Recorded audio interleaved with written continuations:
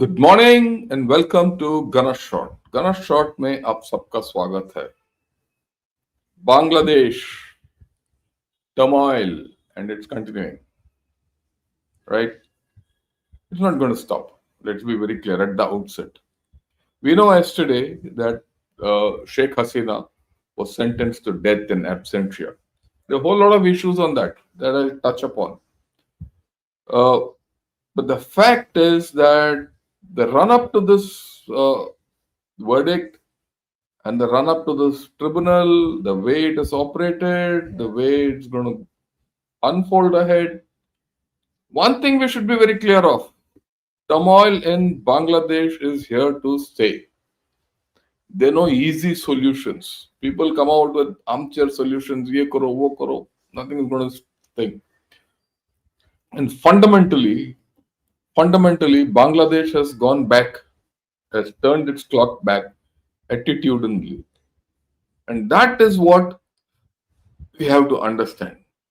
It's no more a case of, you have to hold your neighborhood, take care of it, take it along with you, and all that. No. That, to my mind, is out of the equation. Right? Something has fundamentally changed in Bangladesh over the past 1 year. We must be very clear that Bangladesh and its people are no more our friends. There might be some who this thing, but they are no more our friends. There's a revisionism going on in Bangladesh. They want to revise their history. They want to deny their history and revise their history. When that kind of a revisionism goes on, it's a mental issue. It's not going to get away from, it's going to go far away from reality. And that revisionism is driven by fundamental Islamic thought process. And unfortunately or fortunately, it's coming out in their mainstream media, in their opinion, everything. And this was hardening. So the path ahead with Bangladesh is pretty long, right? So let's get to the thing, and I'll keep touching upon issues as we go along. What did India say when, this is the statement which came out when yesterday India has noted the verdict announced by the International Crimes Tribunal of Bangladesh concerning former Prime Minister Sheikh Hasina. As a close neighbor, India remains committed to the best interests of the people of Bangladesh, not to the country, to the people of Bangladesh, including in peace, democracy, inclusion, and stability in that country. So, very important. We're looking at democracy, you're looking at inclusion. What is happening in Bangladesh is exclusion. So, those of you who think this is an anodyne statement, no, it has conveyed something. We will always engage constructively with all stakeholders to that end. So, with all stakeholders, no exclusion. The message is pretty explicit. This is pretty explicit. So, a lot of people feel that this is a weak statement. It is not. Right? And at this point of time, we are still keeping our hands off Bangladesh. And it's good to keep your hands off Bangladesh. You don't want to get involved. They say you don't roll with a pig in the mud. The pig enjoys that mud. You don't. That's the fundamental thing. And this is what our ex-ambassador to Bangladesh had to say, Riva Ganguly Das. We have to watch the situation very carefully. You would have seen that since the verdict was announced, 2 bulldozers moved in the area of 32 Danamondi. That 32 Danamondi was the residence of Sheikh Mujibur Rahman. Right? And that was where he was assassinated. In any case, a part of it was broken in the revolution last year, or when this whole turmoil started last year. Right? Who are these people who are bringing these bulldozers trying to flatten 32 Danamondi? The situation is extremely precarious because for the last few days, many incidents of violence, arson have been reported. I think under this situation, we have to watch very carefully what's happening in our neighborhood. Very important to understand this, right? We'll have to see how to take this whole story forward. People would be baying for blood in our side. I don't think that's the way forward, right? You need to have a way forward where Bangladesh doesn't interfere with us. Bangladesh is isolated. Bangladesh is kept bottled, and you go ahead with what you have to do and remove certain problems which are inherent in our relationship and our own security concerns. That's the way I look at it. Now, as far as this business of Sheikh Mujibur Rahman's house, ye, wo, all that is concerned, that's why I said they are in a huge revisionism. The, the forces which are currently dominating the scene in Bangladesh are anti-Indian, and that's a large number. Okay, and they have held the streets, but that tide also might turn as we go along. Right? There's no point in getting involved on the streets of Bangladesh. Let them fight their own battles. If they want to, flatten a national monument, so be it. It's their headache. But we need to understand this. They want to erase history which can't be erased. That's the thing. Okay, what is the way ahead? I mean, immediately, what do you expect?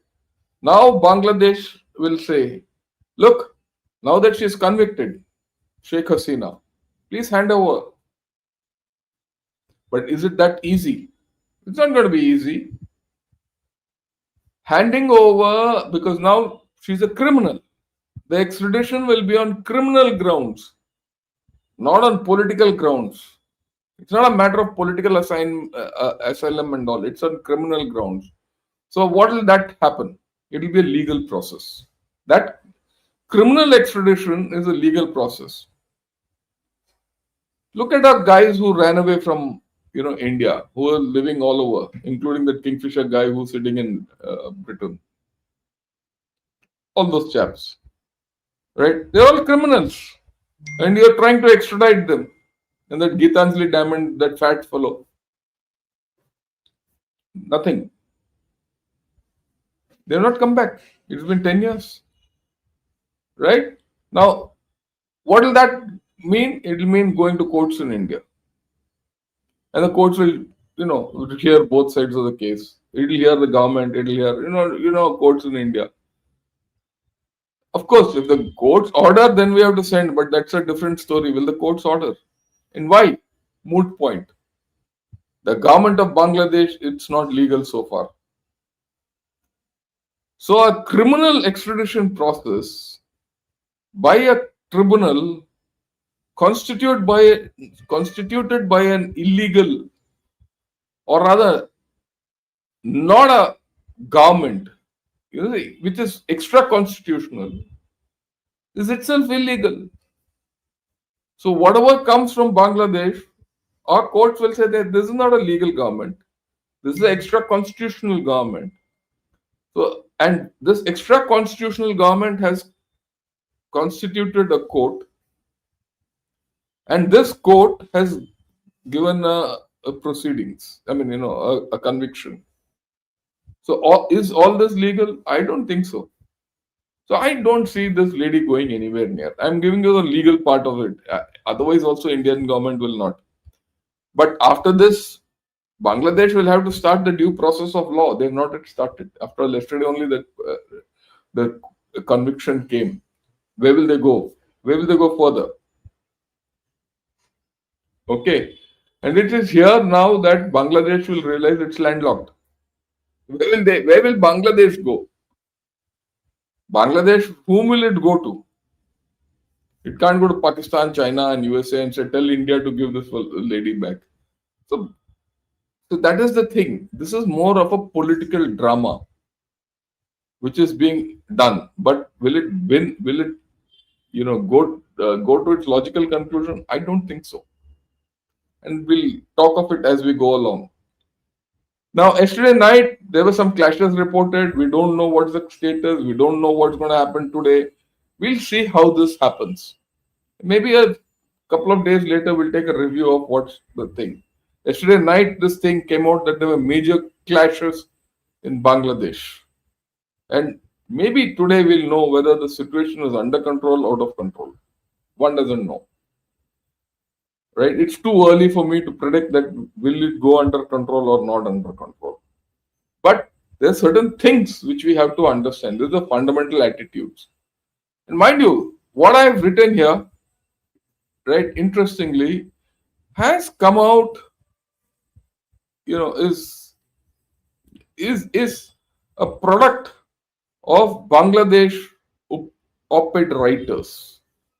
It's the opinions these chaps are making in Bangladesh.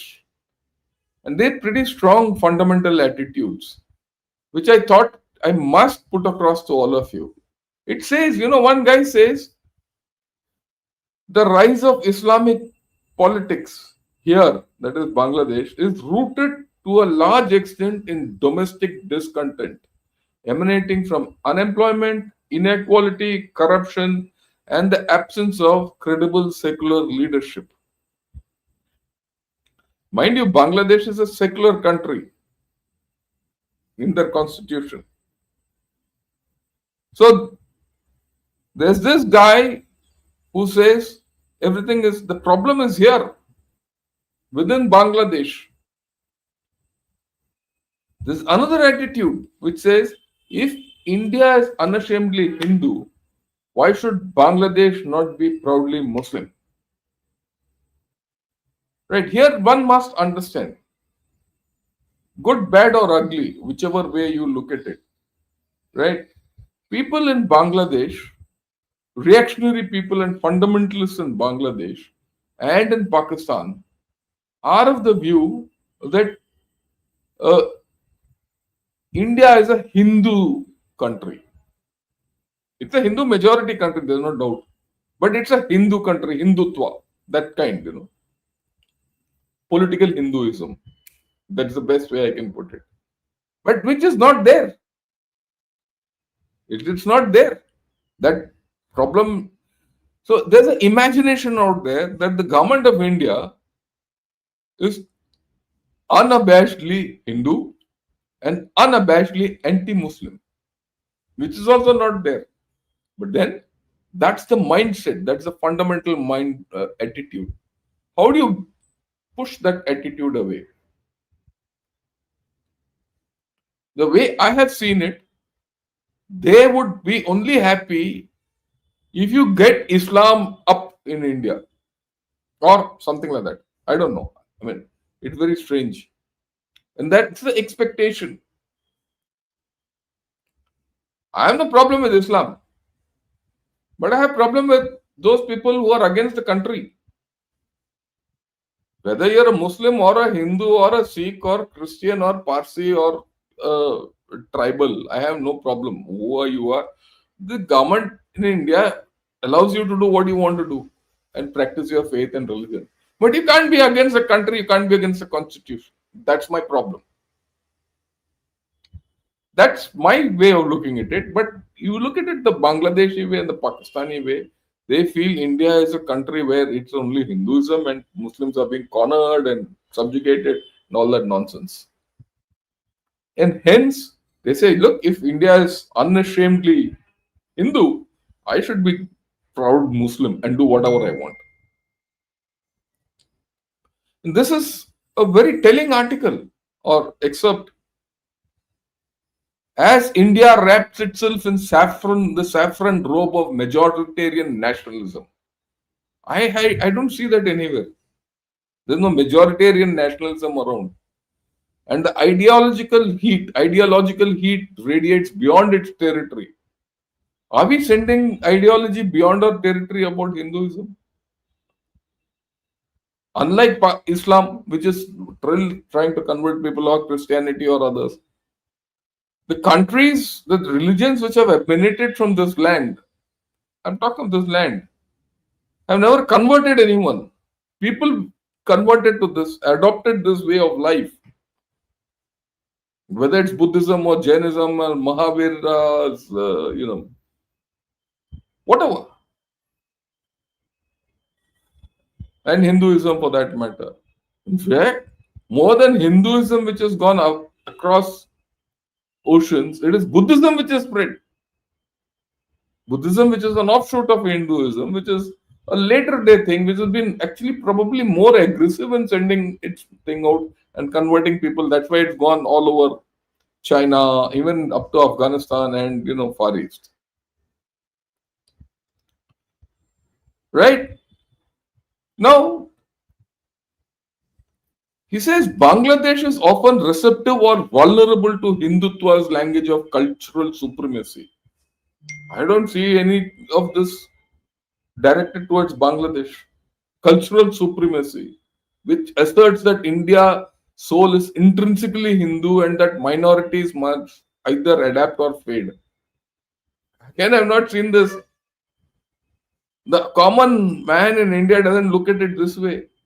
Here, that is here in Bangladesh, it stirs anger and anxiety. Anger. Why? Each time an Indian leader invokes the term Hindu Rashtra, which Indian leader evokes the term Hindu Rashtra every second day, or a television channel in Delhi debates, Bangladeshi infiltrators. It is a fact. They don't want to accept that reality of infiltration. The emotional boundary between the two nations hardens. And in that tightening, the call for Islamic identity in Bangladesh finds further strength. They're justifying their own shortcomings and their own attitudes. I mean, we should have no doubts. The reason for existence of Bangladesh, right, is Islam. And that is why they went away to Pakistan. It was East Pakistan. I mean, they have to understand where they are. And this fundamentalism is rooted in this area and this people. Yeah, a lot of things did change. Sheikh Hasina tried to water this down to a large extent. And they did. Because and now they are, and culturally, you look at it, even whether you go back to the time of the United Bengal in the turn of the last century or in the early parts of the last century and all those moments.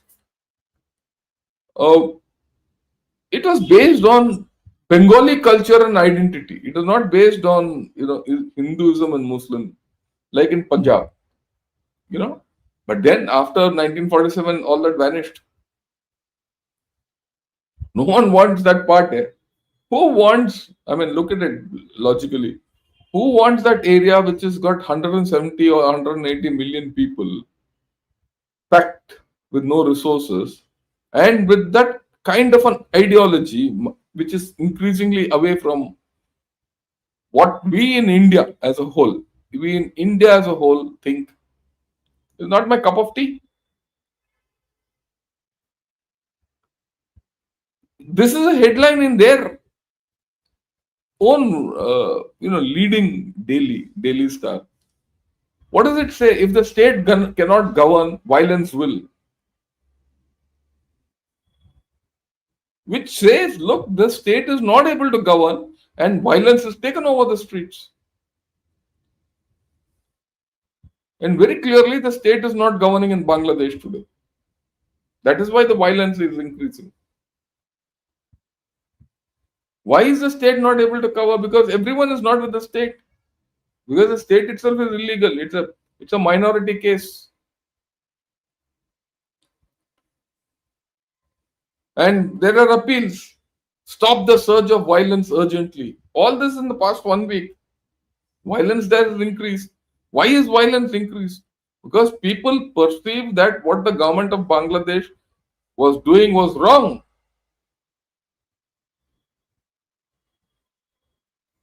Arson, crude bomb attacks, all that ahead of the verdict. What will happen after the verdict? Let us see.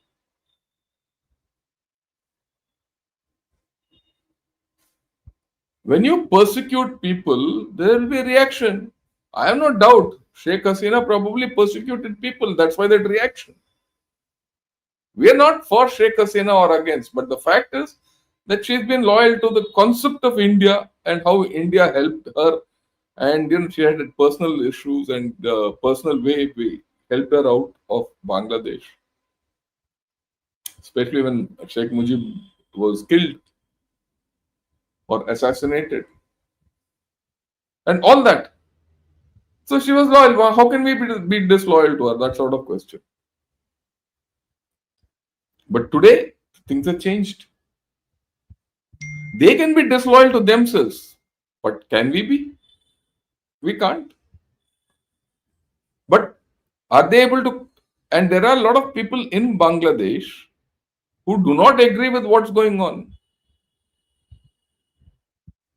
For 1 year now, they've kept quiet. Now things are coming out on the street. If probably this chap had held elections last year, this Yunus had held elections last year, put in a government, and in some way, things would have been. By delaying the process, he's put the country in a bigger problem, and now things might revive the other way around. It might go into more turmoil, and that's the whole story. We'll talk of it. And is Bangladesh at risk of losing the election information war? This is about the elections which are likely to be held in February. Why are these elections being held? We have to understand that. Because there's a mounting military pressure which ultimately forced Yunus to announce an election date. The army has not been on board with whatever has happened politically, but the army has been quiet. It's not taken over the situation. I mean, I would grant it to the chief of the Bangladesh army, and with all the pressures he's facing, that is, let this nonsense continue. Because if he takes over, he'll have a problem. If he doesn't take over, he has a problem. So he's letting a process continue. Whether that process will ultimately see the light of the day in a positive sense for Bangladesh is a huge moot point. But he's pushed these people into, I wouldn't say a corner, he's pushed them to announce an election date. Whether that election will be held or not, we don't know. Already there are issues about that election. That is why such articles come out. Is it at the risk of losing the election information warfare? So this is an info war about the elections within. So the legitimacy of the elections, which will be held in February, also will come into question. Is it going to be fixed? Who's going to be ensuring that it doesn't get fixed? Will there be international observers?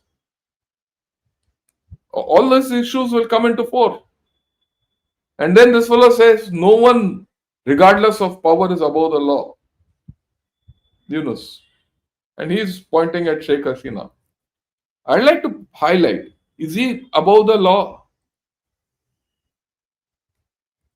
Bangladeshis have to answer for themselves. Is this chap above the law? He's absolutely below the law. He's instigated a revolution. He's supported that. Okay, and for 1 year plus, he's held on to power illegally. If tomorrow the new government comes and puts an international tribunal against him and tries him for war crimes, they should. They should, for insurrection and everything, because he's responsible for it. So Bangladeshis should realize where they stand. I can see some Bangladeshis saying fake story, ye wo. But the fact is, this is what they say. This is not my story. This is their story. And Hussein Haqqani, who was Pakistan's ambassador in US once upon a time in Yevo, and he knows these areas well. And he wrote an article. I picked it up from that. The economic indicators today in Bangladesh have gone down and are pretty alarming. I mean, I didn't know this, that agricultural output in Bangladesh has shrunk for the first time in 10 months.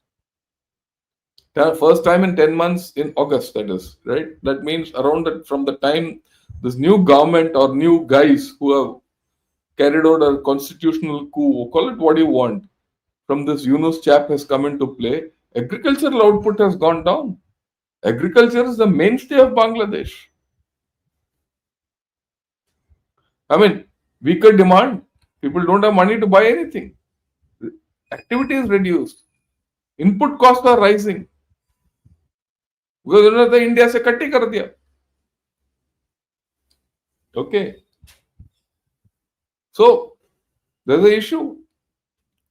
Garment sector, which is their most productive sector, about 90 odd factories have closed. There are 50,000 job losses. There's been labor unrest and violence for the past 1 year. We know that, we've seen it. I've spoken of it. You think it's revived?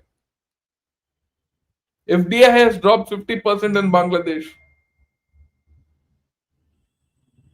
this year. High unemployment, decline in wages, social and economic disparities have widened. These are others' reports. These are not my analysis. Banks are in a mess. I mean, I would expect one more year of this fellow, banks will start collapsing. I mean, this is new. At the end of April, banks were unable to circulate new currency notes because the Bangladesh Mint did not have the capacity to cancel old notes and print new ones. They're in that kind of a situation.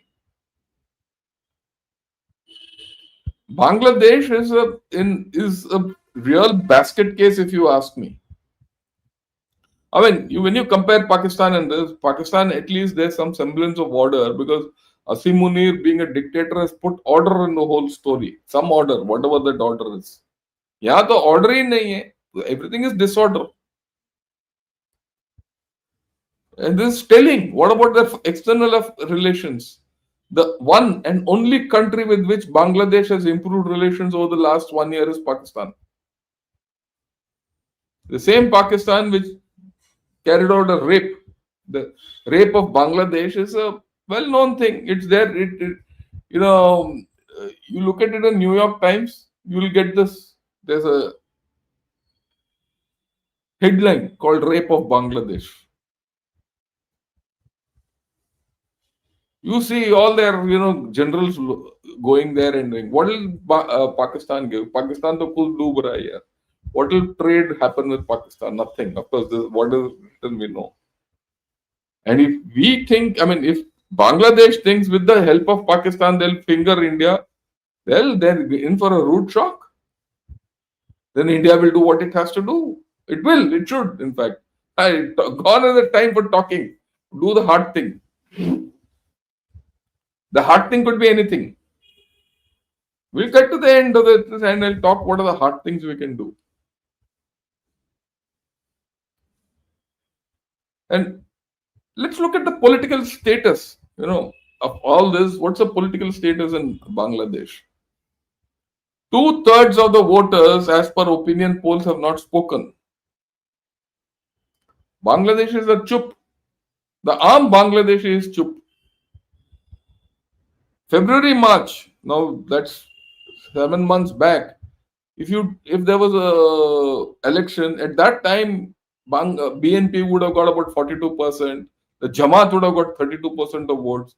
Awami League would have got only 14%, and the NCP, the New Citizens Party, with the student fellows have put, would have got 5% of votes. The minority.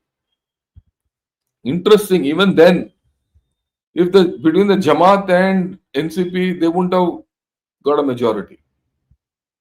But today, people are quiet. I am very sure that people are saying, look, we were better off when Awami League was around.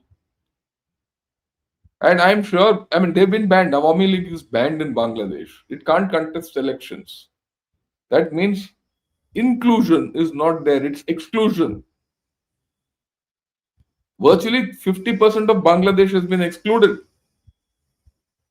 Is that acceptable to Bangladesh or the Bangladesh people? It will not. Obviously, that is why this violence is on. That is why you will see whatever is to happen will happen. And you will see, I mean, I have no doubt, this is maybe 5 months back, 6 months back, whatever happened on, in the run up to this tribunal, all that violence which has gone up, right, wouldn't have happened because Awami League was hiding. Today, they've come out. Why? The people are suffering. This government has done nothing for the people, Yunus and company. All they want is consolidation of power. All these student fellows want is power. And they have no way of going ahead. If 1 year people have said, people talk of China, yeah, all that. What has happened with China? 1 year. This Yunus went to China. He said, "You come to Bangladesh, invest in Bangladesh. Bangladesh is the only thing. India is landlocked. Bangladesh is the only way out for the entire Northeast." He had his own theory. It was a stupid theory. What has happened? Has China given them anything? China has given them nothing. China also knows if they put the money there, they are in a problem. China also, initially, there was a lot of talk that, oh, that ambassador at that point of time used to say, oh, we want the Tista River project, we want the Lal Munir Hut, all that. What happened? China has to decide whether it wants to do that or mend fences with India. So China is backing off. China also knows they're not fools. And if Bangladesh tries something funny, we'll hammer them. That Lal Munir Hut and Tista River project and all going to China is out of question. And we should convey it in as many words now to Bangladesh. You try that and we'll see what you will not let that project go and we'll physically interfere with it. And it's very easy to physically interfere with it. What is it? It's 10 kilometers away from the border. Right. I just want to put across something. There's heavy rain in Chennai. So if your sound, there's a background mush, it's the rain. I can't help it. Okay. So that's the thing. Right. What next? These are the four parties: BNP, NCP, New Citizens Party, and Jamaat-e Islami, the Awami League, and the army. These are the four players. Awami League is banned. If Awami League has got even 15% support and you ban them, then the whole story is exclusive. Will the army be happy with just the BNP and the NCP and the Jamaat to come up?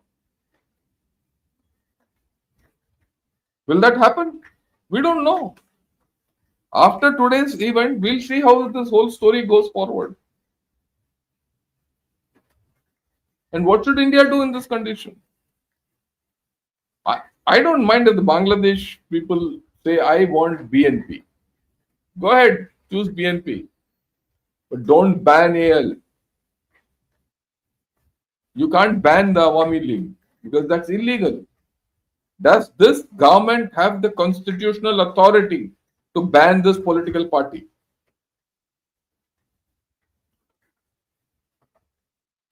You immediately after this, hanging verdict or rather death sentence and all that.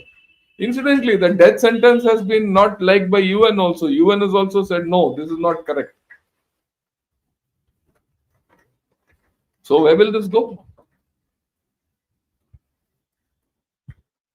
It's going nowhere. Now, Army is a interested party in this whole story. And I think it's been the sanest party on this whole story. But how much leeway they have to ensure that Awami League comes in. In all this which is happening, if there is violence, if the streets are back to the violence will be there, I expect it in some form or the other. It might just push Yunus government to say, we have no choice but to let Awami League participate. People will come. It's a matter of time.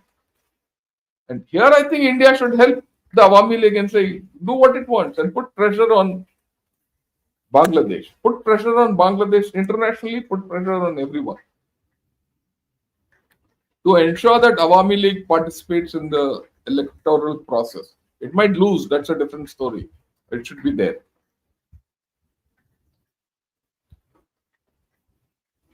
Right? What are the scenarios? Let's look at the scenarios going ahead. Elections are supposed to be there February, March. Elections can take place. No one will get a majority. Might not. If no one gets a majority, there will be political strife. That's how things are panning out. Or will they go in for a national government after 1.5 years? We don't know. In which case, the army has to intervene. All these scenarios are now being discussed in public. Or will there be a coup by the army? That's another scenario. So, from last year to now and going ahead, the turmoil in Bangladesh is going to continue. I mean, let's not have any doubts about it. Increasingly, the economic indices in Bangladesh will continue to go down. They're not going to go up, they're going to go down. Everyone might say, incidentally, tariffs on Bangladesh are pretty high. It's unsustainable tariffs of US. People will say we support Bangladesh and all. What will Pakistan support Bangladesh? You leave that out. Who will support Bangladesh? No one is. Really, we have to reinforce that. They lay off. If India has to give a clear message to everyone, lay off Bangladesh. And we need to also talk about this to USA. I go back to the time in February last year when Trump and Mr. Modi had a chat. Openly, someone asked, what about Bangladesh? So Trump said, I leave it to the Prime Minister. We should now have a heart-to-heart talk with. See, our issues are reviving with USA. We should tell them, Bangladesh, this is the way we want things happening. Lay off Bangladesh. Anything about Bangladesh, come through us. You have that heft today. And it's time we exercise that control on Bangladesh. Bangladesh might say, we are independent, we are a sovereign country. Please be sovereign. But if you go against our interests are supreme. As simple as that. Look at this. People talk about this, chicken neck, ye wo. From my side, just knock it off. Knock off this Titulia corridor. Not now. You don't have to create a situation, military situation for yourself. Do that when the time comes. If the time comes. But will the time come? I don't think so. I've also discussed this Chumbi Valley and all those things with you. Do you think it's easy for China to come here? I don't think so. You think China will be able to do anything here? I don't think so. Unless there's a major war with China, which is not going to happen because China is in its own problem. And we'll talk what China can do and not do. It's very little. Right? So I think we have to take all these things into consideration. How do you deal with Bangladesh? Very simple. Tell the world, anything with Bangladesh is through me. It doesn't have to be outward. It has to be covered. Or quiet messages going, please lay off. We will not be kind to you. You can take actions in Bay of Bengal. You can act through Myanmar. They are surrounded. Already certain actions are being taken. So I think Bangladesh, today, if I tell Bangladesh should, change its attitude towards India, it will not happen. It's not going to happen. Because there's no government. Everything is uncertain. So if everything is uncertain, what do? You act from your area of certainty. What is certain is uncertainty in Bangladesh. So ring fence it. and let them do what they want. Allow them to do. And these four lots, is going to fight it out. It's not going to be easy. These four actors are going to do whatever they want within Bangladesh. Right? This is what I had to say about Bangladesh. We'll see how things happen as we go along. Right? Okay. Uh, Before I take questions, I'd like to request everyone, please like this video if you liked it. Subscribe to Gunner Shot. Press the bell icon and subscribe fully to Gunner Shot, and also join me as members. Well, having said all this, I want to touch on something which has happened yesterday, day before. The UN, you know, this I'm going to Gaza now because I thought I'll spend 5-10 minutes on this. Yesterday, when I say yesterday, day before, the UN Security Council has adopted the US 20-point peace plan for Gaza. So now, whatever happens in Gaza is mandated through the UN. This is an important development. That's why I got it out. It doesn't warrant a full thing, but I thought I'll put it across to all of you. What is it? The US resolution has called for an international stabilization force which will enter, demilitarize, and govern Gaza. So what will the international stabilization force do is coming into focus. 3 points: enter, demilitarize, and govern also Gaza. And this proposal contains a 20-point ceasefire plan which Trump gave out in Sharm el-Sheikh. And it envisions a board of peace. Who will be the governor of the board of peace or the head of the board of peace or whoever it is? Trump. It's Trump's board of peace. And that board of peace will oversee the plan. But the composition is not clear so far. And they have also ratified the International Stabilization Force. That stabilization force has to be there. But we don't know what the composition of the International Stabilization Force is. We'll see. We'll see how this goes. Right. Now, when it went into the Security Council, it was 13 for 0 against, with Russia and China abstaining. They could have vetoed it, but they abstained. So this is an interesting development. Look, everyone says USA has declined, but please remember, USA has forced this whole thing and bringing this back to thing. And people say China is rising and USA is declining. Is this suggestive of that? That both Russia and China, they are in one corner. Why? Because the Arab and Muslim nations overwhelmingly wanted this to happen, including Indonesia, Turkey, and Pakistan. And Pakistan, of course, is a member of the council. Right? The interesting thing, please understand, now that International Stabilization Force, when it is deployed in Gaza, is legal because the Security Council resolutions are considered as international law. Now, of course, they have to put a board of peace and who will be in the board of peace and all that. There will be problems with the International Stabilization Force. Why have I spoken about this International Stabilization Force? I have spoken of this International Stabilization Force today because will Pakistan contribute to it? If Pakistan contributes to it, it has a problem. If it doesn't contribute to it, Trump will lose interest in Pakistan. Take my word for it. Both ways, Pakistan is now stuck. And why? This force is supposed to go in, and this is where they have to confront Hamas and demilitarize them. How will they do? They'll have to fight with them.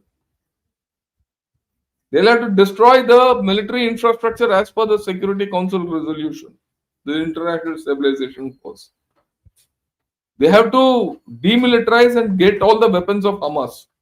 That's a very tall order. So will Pakistan get involved in it? If it gets involved in it, there's going to be problems at home. It doesn't get involved with it, Trump will let it down. Or he'll say hands off. And things are changing. Again, why am I saying all this? You have to see this entire story in the context of what's happening in Japan, between Japan and China. Wolf warriorism is back between Japan, by China against Japan. There's a consul who says he wants to cut the filthy head of the Japanese prime minister off. That's serious. And Japan has said we will anything which happens, even if you try to put a barrier, naval blockade against Taiwan, we'll get involved. Japan has very forcefully said. So Indo-Pacific is gaining traction. If Indo-Pacific is gaining traction, Trump can't go into Indo-Pacific and do what he wants with Pakistan. Yeah. So if Pakistan doesn't give anything to the international stabilization force, you will see Pakistan, Trump will lose interest. And Pakistan is not going to revive US economy. Things are changing. And that is why I brought this in. There's a little, uh, small thing, but important in the overall context of what's happening. Because many times the small issues are forgotten, and later this becomes, difficult to even grasp why this particular action is happening. I thought I'll cover this also with you. I do hope you like this little thing. More about this as we go along, because this will form part of the basis of many things which we're going to discuss in the Northeast, in the Middle East and West Asia, as also in the Indo-Pacific. Things are going away. International focus will be now on the Middle East and West Asia, and it will be on the Indo-Pacific. Russia, Ukraine is cooling down. Or it will continue desultorily. That is why India gets the, internationally, India will come into the play. And Bangladesh has to finally see where it wants to go. When you say Bangladesh wants to see where it wants to go, it's the people of Bangladesh where they want to go. And the people of Bangladesh today have no voice. There's a problem. Right. I finished for the day. I'll take some questions. I'm sure Bangladeshis would have spoken completely against what I have said, but that's okay. That's part of the deal. Right. Uh, yeah. Yeah, this is something very nice. Yesterday, also evening, I spoke about Bangladesh in P Gurus with General Raj Shukla and General Harimohan, and we spoke and we had a pretty lively discussion, different points of view. I mean, I completely respect Raj Shukla as a great thinker. Uh, and that's what Sanjay says. Happy morning, sir, Lieutenant General, sir. Last night, three generals discussion was top class, especially with General Raj Shukla, sir, and you. Waiting for Jugalbandi debate on that issue in future episode. Bitter facts, tough to digest. Yeah, we have to debate. We might have a different point of view, but the goal is the same. And same. Yes, I felt you and General Raj Shukla, sir, both are right. Can you please educate us more on that issue? In spite of such historic blunders, we are still surviving and progress, brave army. Yeah, there's no doubt about it. There are a lot of issues, a lot of differences of opinion. And you actually saw a positive thing of the army. Everyone expresses his opinion with no holds barred. But once a decision is taken, right, your opinion is taken into account in the army. That's the strength of our army. It's taken. But once a final decision is taken, it's altogether heave. Everyone gets behind. There's no exclusion from that. Right? And I'm sure Raj Shukla and I will get back, Raj Shukla and I will get back and we'll talk about it. We will concur on 80% or 90%.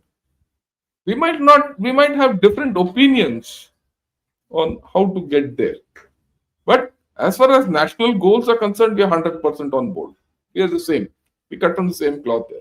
We are gunners, basically. Yeah. Yeah, such a headache. Two failed states in either side, real nuisance value. I agree with you. Looking forward to your discourse. I hope you're okay with it. If you're okay, press the like button. Right. Good morning, Ladybird Haru and Jeet. Namaste. Thanks a lot. Arsenal Trill, good morning. And Siddharth, also good morning. Ashish, understood, bottled, and isolated Bangladesh. Very simple. ढक्कन बंद कर दो बस. Will the population of Bangladesh ever be a problem for India? It is the problem. Major. Why? Because those people, their economic conditions are not good. Nothing is growing there. Or rather, there's no growth. Whatever growth they've had, they've destroyed. And the new government, I don't know which will come, what will do, nothing. And where will people go? People will go. People will try to push the borders out. And that's why the illegal migration, aliens, everything. So they will be the problem for us. It's not a military problem. It's a internal situation problem. We have to deal with it with a firm hand. Yeah, political asylum is something, right? Let's see where it goes. Yeah, we don't have to do anything. We're just there. She's there. We've given her whatever we have to do. And I'm sure that we're not going to send her back. The Bangladeshis can be disloyal to their own people, not us.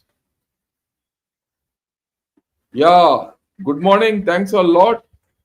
Yeah, Bangoputra, Bangladesh is not a secular country, but that's what they claim. I know it's not a secular country, but that's what they claim. Yeah, thanks a lot. Very in depth analysis. Yeah, 1947, we choose our land as Muslim majority. Choose who's stopping you. You do what you want. But the fact is, in your constitution, it's secular. In these clashes, establishments and shops owned by members of the caretaker government were targeted primarily. There are reports of a rift with one section of caretaker government wearing towards it. That will happen because this caretaker government has gone against the interests of the people of Bangladesh. People forget that the original Pakistan was Bangladesh. Muslim League was founded in Dhaka, and the first mass violence occurred in Bangla. They have been radical. Yeah, this is something we have to know. We have to know this and act accordingly. Yeah, if interim government intelligent to take this case to Indian government courts, then Indian government wise enough to tell Indian court, you don't have to do that because all you have to do legally, you don't have to tell the government. All you have to do is, in your case which you put to the court, because you have to put a case to the court. You say, look, this government in Bangladesh is illegal. If it is illegal, very simple. If it is illegal, this court international tribunal is illegal, and this international tribunal is of Bangladesh. It's not an international tribunal; it's a Bangladeshi tribunal, and that's illegal. If that is illegal, then the conviction is illegal. So where's the case of criminal extradition? And that can be argued from here to the next century.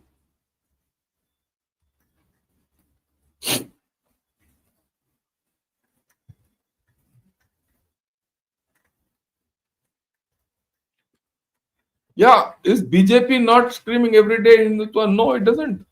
I disagree with it. They're not talking of Hindutva.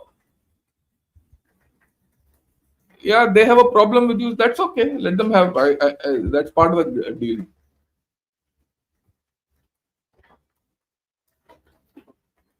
So Islam is a problem. Why people like you say it clean?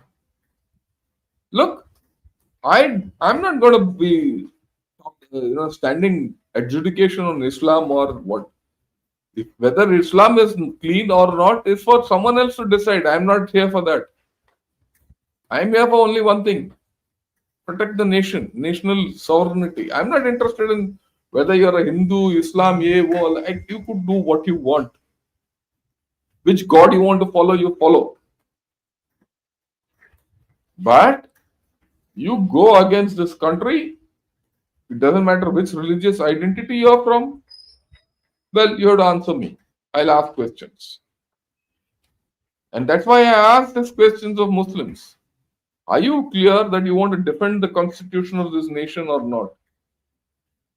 You don't want to defend, then don't get the prerogatives of this nation. The constitution gives you me protection. It gives me rights. And it asks me to protect the constitution. That's why I protected this constitution and the concept of India and sovereignty of India for all these years. If there's any set of people who don't want to do that, who are not prepared to do that, they don't get the rights which the constitution gives. That's the point.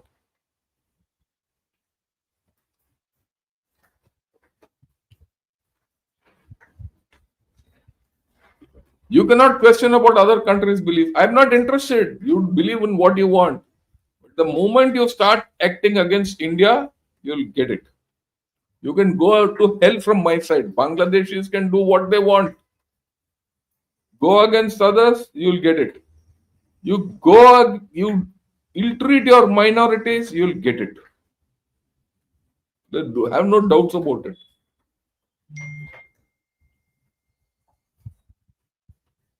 Yeah, Vasu, good morning. Thanks a lot.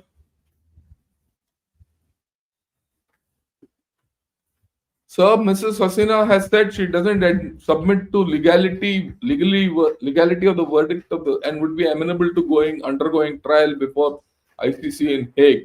Why does she think the world's most leftist court will favor her? That's her choice, she said. But it'll not go anywhere. Who's bothered about all this? You think someone will have to go to the ICC in Hague? You think Bangladesh will go all the way? Let them go. That's something I'm not interested in. This. Yeah.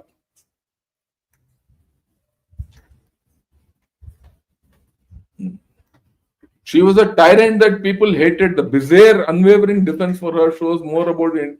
Yeah, we are very clear. You are saying if she is a tyrant and people hated, okay, why are people coming out against whatever the present caretaker government is? You can't do caretaking for the past 1.5 years, and this government is completely illegal. It's extra constitutional. It's not there in the constitution of Bangladesh. And if you guys like you are supporting this fellow, then you are one of the rascals of this nation.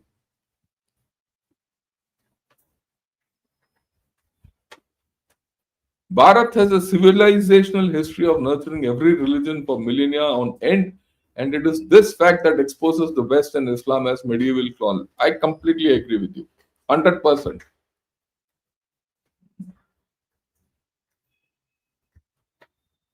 Yeah, good morning, and Kiran, thanks a lot. I see a lot of Bangladeshis, right? She stole billion from our nation.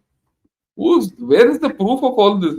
Just because you said it, she stole billions, she doesn't. It's nothing like that. Number of Bangladeshis here is funny. That's okay. Let them come. It's their country. They will react if a person like me is talking.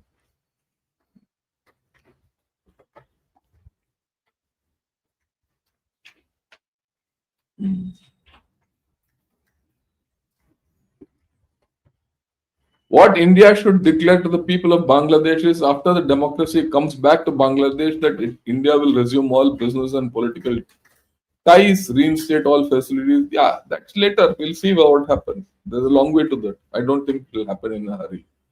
There is no elected government in Bangladesh, and that's what I said. It's not a legal government. It's an extra constitutional government. Everything about what's happened in Bangladesh over the past 1 year is illegal.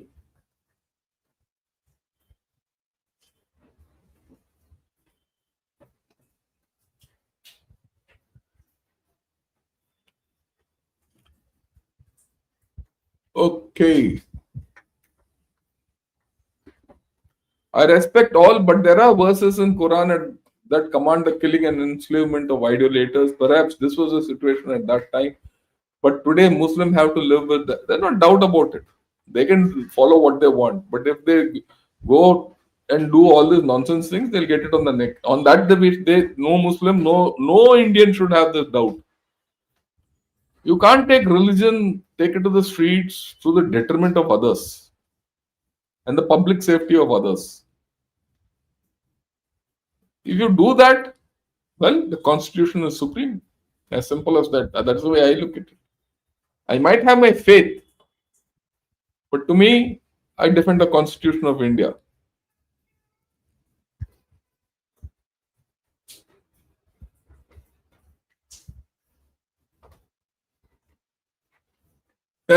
Look at this idiot.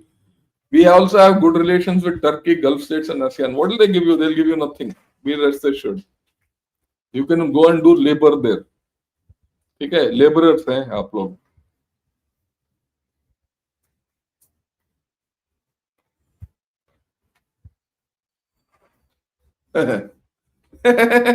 Look at this. It says Bangladesh is key for geographically sea and East Asian and also important for your guys can do nothing.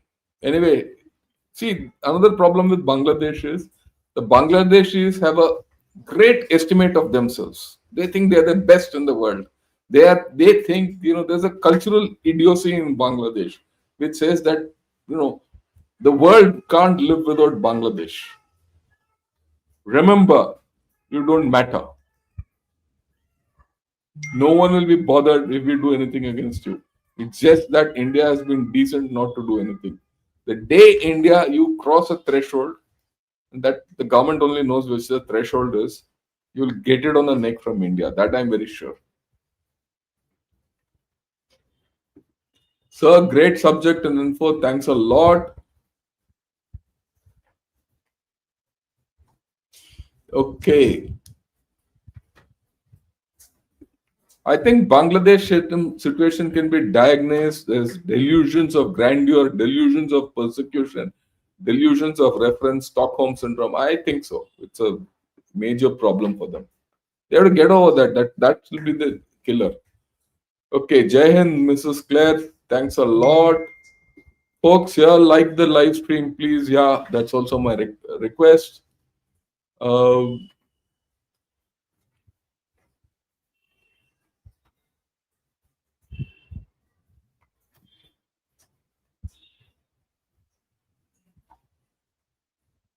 Yeah, Namaste, Jai Jawan, Jai Kisan, Jai Vigyan, Atmanirbhar, Atmarakshak. Yeah, Atma Vishwas, ease of justice, Vande Matram, Bharat Mata Ki Jai. I like this.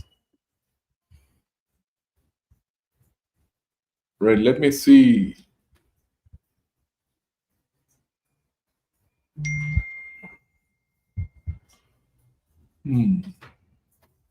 Yeah, Ashok Vardham, Namaskaram, General Shankar Garu, good morning. Thanks a lot for attending, Ashok. Yeah, right. Respect and pranam, sir. Thanks a lot. Is there an Atarai group where we can message? Yeah, Gunner Shot is there. It's already there on Aratai.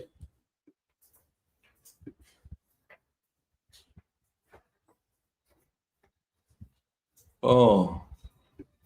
Good morning, Pranam, sir. Your videos are knowledgeable and informative, but I can only watch the recordings because the time you come live is office going time for most of your subscribers. You can come in the evening, 8 o'clock, after you come back from office. Right? Or you keep saying, I mean, I understand, but this is when I can. Or you give me a time when you want. You give me a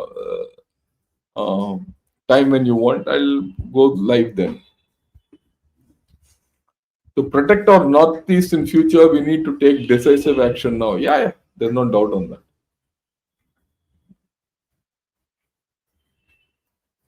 Thanks, sir. Fantastic analysis. Sir Tripura King emphasizes that Chittagong port is essential for the economic survivability of the entire landlocked eastern region of India. I don't agree with it anymore. I don't agree with it. Maybe once upon a time it was, right? That was how it used to be. I don't agree with it. India has gone past all that. And if the Kaladan multimodal project comes through, there's only one little patch left and some political issues get sorted out. We are on a pig's back. There's no problem.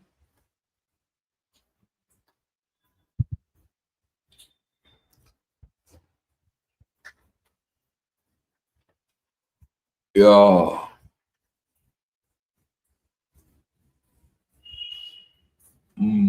Let me see which other question. I have a question about 1977, 71. Why didn't India keep a piece of Bangladesh land, like the Chittagong tracts or the area near northwest?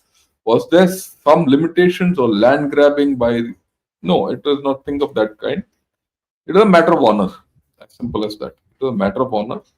And probably people at that time didn't visualize that things will turn this way. That, you know, oh, people said it irrelevant.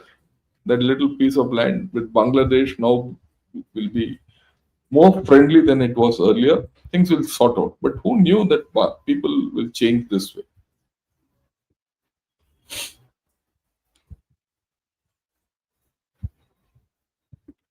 Yeah, Nunes was given a Nobel Prize in 2007 or so. He became their leader. His Nobel Prize at Tulkut produce. Said yes, completely. He was given a Nobel Prize because of his connections with the Clinton family. Simple.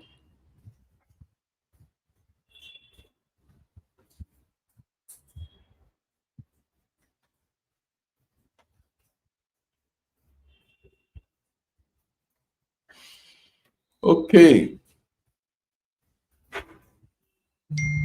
Yeah. This is an important thing what he's saying. Every Islamist asks for fundamental rights but do not follow fundamental duties. Is it slow indoctrination of Islam? That's a problem. The Islamists are of this variety. And that's whom I'm going to question like every time. You want rights of this country or for anywhere internationally, you have to do your duties and your obligations. If you don't do that, well, it's a different story.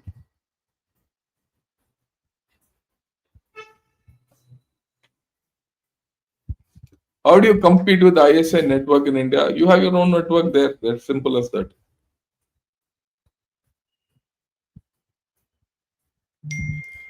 Yeah, with the illegal Bangladeshi migrants returning home from India, how will Yunus keep Bangladesh stable in summer of 2026 and fight against Adani? I don't know whether he'll survive 2026. Let's see.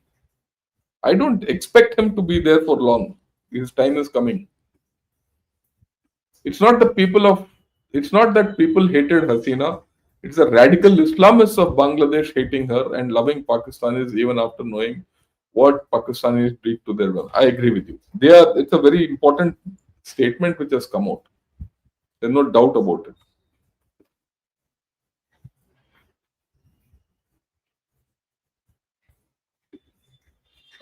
Even assume that Sheikh Hasina was corrupt, but still you go through a constitutional process. This is something Bangladeshis don't understand. I've spoken myself the same. I agree with you, 100%. Bangladesh does not care about the economy is declining. They will get IMF funds like Pakistan supported by West. I doubt if that will happen anymore.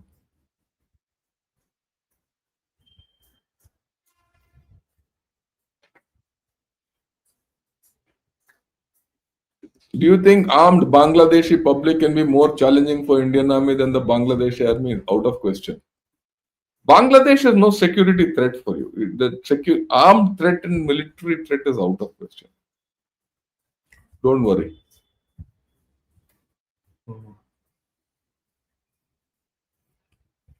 Okay. Be like APJ, nation first and be good. I agree with you. 100%. I worked under Dr. Abdul Kalam. Okay. Let me tell you, in the 2 years I worked under him, not a single day did I speak anything to do outside, professionalism. We never spoke of religion. And he was, let me tell you something which many of you don't know.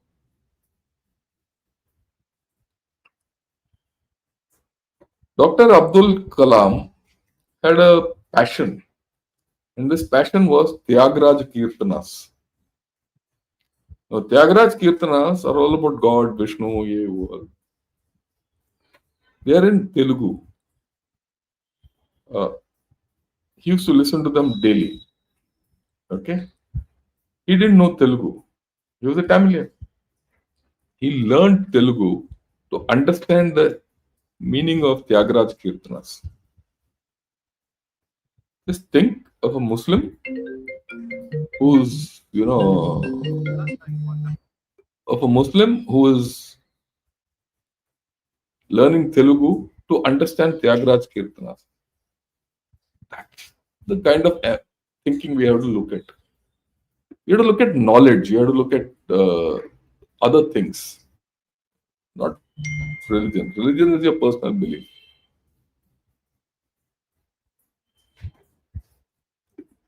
How do we keep the surveillance capabilities of entire South Asian country? Just be there. You have your tentacles. You have your intelligence. You have to be there. As simple as that.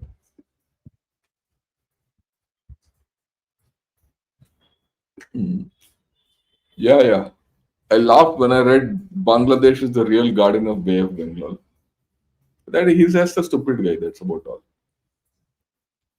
Right. Okay. I think we've done for the day. Okay. And yeah, today evening I'm going to talk of Pakistan with General Shokin Chauhan. Right. And I'll get back to you. It's going to be a very interesting talk. And because General Shokin Chauhan has spoken of Pakistan as a nation between two lines, and think of it that way. It's a nation between Radcliffe Line and Durand Line. Both these lines are imaginary lines and not natural, unnatural lines. So this Pakistan is a nation between two unnatural lines, and that's what makes Pakistan an unnatural country. And we're going to discuss this in the evening. Till then, have a great time. Join me back at 8 o'clock in the evening. Enjoy yourself and Jai Hind till then.